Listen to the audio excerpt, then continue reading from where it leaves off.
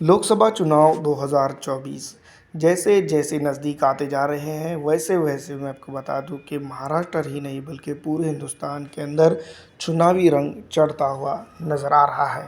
दोस्तों मैं आपको बता दूं कि इससे पहले जब लोकसभा चुनाव हुए थे तो महाराष्ट्र से ऑल इंडिया मजलिस इत्तेहादुल मुस्लिमीन की एक वाहिद सीट इम्तियाज़ जलील के रूप में औरंगाबाद से निकल कर आई थी। यहाँ पर सीधी तौर पर अगर हम बात करें तो मैं आपको बता दूं कि इसमें सीधा सीधा हाथ जो है तो प्रकाश अम्बेडकर की वंचित बहुजन अघाड़ी वो ऑल इंडिया मजलिस इत्तेहादुल मुस्लिमीन का था। सीधी तौर पर अगर हम बात करें तो इस बार लोकसभा चुनाव के अंदर कड़ी परीक्षा इम्तियाज़ जलील साहब की होने वाली है। इससे पहले मैं आपको बता दूं कि चंद्रकांत खैरे औरंगाबाद के एमपी हुआ करते थे, लेकिन इम्तियाज़ जलील ने उनको जो है तो 2019 के लोकसभा चुनाव में करारी हार का सामना कराया था। वंचित बहुजन अघाड़ी और ऑल इंडिया मजलिस इत्तेहादुल मुस्लिमीन के साझा उम्मीदवार के तौर पर जो तो इम्तियाज़ जलील मैदान में थे। इस बार भी कुछ ऐसे ही आसार लगाए जा रहे हैं कि इम्तियाज़ जलील अपने काम के दम पर औरंगाबाद की लोकसभा सीट को जीत में तब्दील कर सकते हैं। दोस्तों मैं आपको बता दूं कि अब तक के जितने भी काम औरंगाबाद के अंदर किए गए हैं वो काबिल तारीफ़ भी है। ऐसे हालात में मैं आपको बता दूं कि चंद्रकांत खैरे भी लगातार मैदान में नज़र आते हुए नज़र आ रहे हैं। सीधी तौर पर मैं आपको बता दूं कि पिछले कुछ दिनों से खबरें बवाल बजाती हुई नज़र आ रही थी कि चंद्रकांत खैरे या फिर अंबादास दानवे सीधी तौर पर इम्तियाज़ जलील के मद्दे मुकाबिल हो सकते हैं। लेकिन सीधी तौर पर अगर हम बात करें तो फिलहाल ये तमाम तर अटकलें और ख़बरों को लेकर जो तो विराम लगता हुआ चला जा रहा है। वंचित बहुजन अघाड़ी और ऑल इंडिया मजलिस इत्तेहादुल मुस्लिमीन के गठबंधन के तौर पर इम्तियाज़ जलील 2019 की लोकसभा चुनाव जीतने में कामयाब हुए थे और काफ़ी कुछ काम भी उन्होंने यहाँ पर किया है। दोस्तों मैं आपको बता दूं कि अंबादास दानवी के तौर पर जो तो यहाँ पर जनता डिमांड करते हुए नज़र आ रही है कि शिवसेना की तरफ से अंबादास दानवी जो है तो औरंगाबाद के उम्मीदवार हो सकते हैं। वहीं मैं आपको बता दूं कि चंद्रकांत खैरे लगातार कहते हुए नज़र आ रहे हैं कि इम्तियाज़ जलील को इस बार हराने के लिए चंद्रकांत खैरे ही मैदान में होंगे शिवसेना की तरफ से।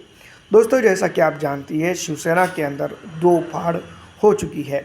औरंगाबाद को बाले किला कहने वाली शिवसेना इस बार जो है तो खुद अपने दो गुटों के साथ जो है तो मैदान में उतरेगी या फिर यहाँ पर भारतीय जनता पार्टी अपना प्रत्याशी उतारेंगी शिंदे गुट की तरफ से। देखना ये होगा, ये आने वाले दिनों के अंदर पूरी तौर पर स्पष्ट हो जाएगा कि यहाँ पर चंद्रकांत खैरे के साथ साथ कौन जो है तो इम्तियाज़ जलील के लिए बद्दे मुकाबिल बनता है। लेकिन औरंगाबाद के अंदर इम्तियाज़ जलील की बात माने तो विकास के नाम पर अगर वोट होता है तो इम्तियाज़ जलील इस बार भी जीत दर्ज करने में कामयाब होंगे। अगर विकास के नाम पर वोटिंग नहीं होती है या फिर ध्रुवीकरण की राजनीति भारतीय जनता पार्टी और शिवसेना शिंदे गठ करने में कामयाब हो जाती है तो यहाँ पर दोस्तों कुछ और ही परिणाम आ सकते हैं। वैसे मैं आपको बता दूं कि इम्तियाज़ जलील लगातार यहाँ पर मेहनत करते हुए नज़र आ रहे हैं कि उनकी सीट को वो जीत में परिवर्तित कर सके। कई एक जगहों पर दोस्तों मैं आपको बता दूं कि प्रधानमंत्री नरेंद्र मोदी की तरफ से भी कई इशारे देखने को मिले हैं। दोस्तों मैं आपको बता दूं कि अमित शाह का दौरा औरंगाबाद ये बात की गवाही देता है कि औरंगाबाद की लोकसभा सीट के भारतीय जनता पार्टी के लिए कितनी महत्वपूर्ण होते हुए चले जा रही है। वैसे मैं आपको बता दूं कि इम्तियाज़ जलील ने पिछली लोकसभा चुनाव के बाद से लगातार यहाँ परिसर के अंदर काफ़ी काम किए हैं, जिसके चलते भारतीय जनता पार्टी हो या फिर शिवसेना उद्धव गठ हो, उनको हराने के लिए जो है तो इम्तियाज़ जलील अपने काम का सहारा ले सकते हैं। इससे पहले के उम्मीदवार की बात करें तो मैं आपको बता दूं कि चंद्रकांत खैरे 19 से पहले लोकसभा के कई बार मेंबर चुने जा चुके हैं औरंगाबाद से, और उनके काम की अगर बात करें तो जनता उनके काम को लेकर असमंजस में लगातार रही है।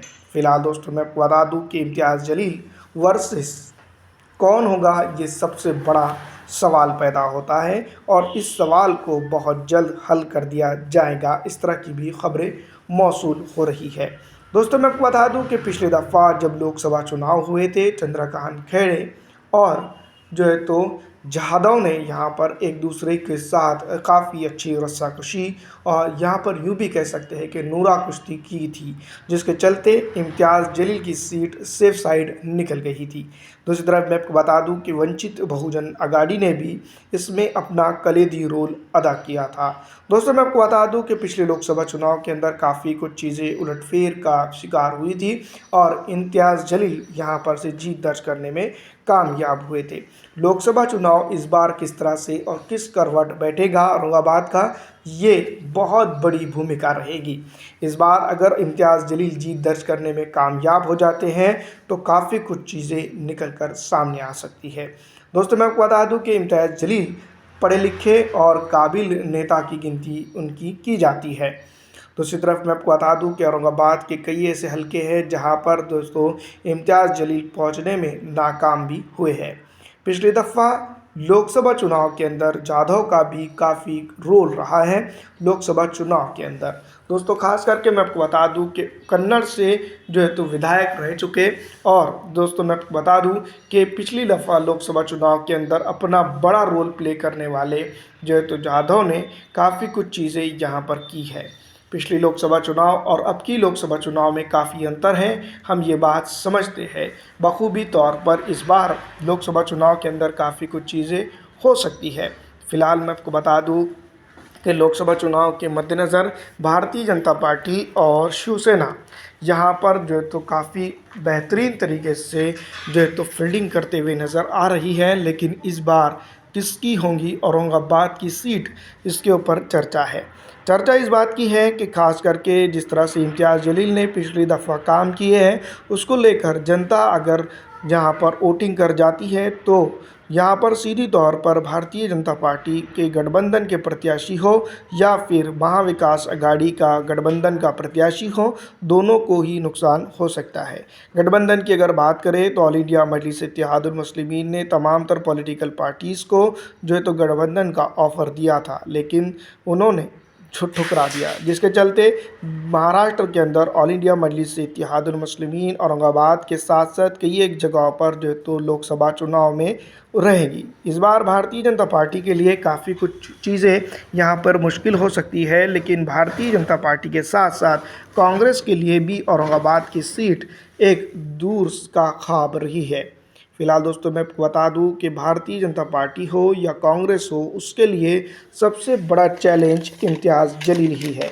इम्तियाज़ जलील अपनी सीट को रखने में किस तरह से कामयाब हो जाते हैं ये देखना होगा और भारतीय जनता पार्टी इस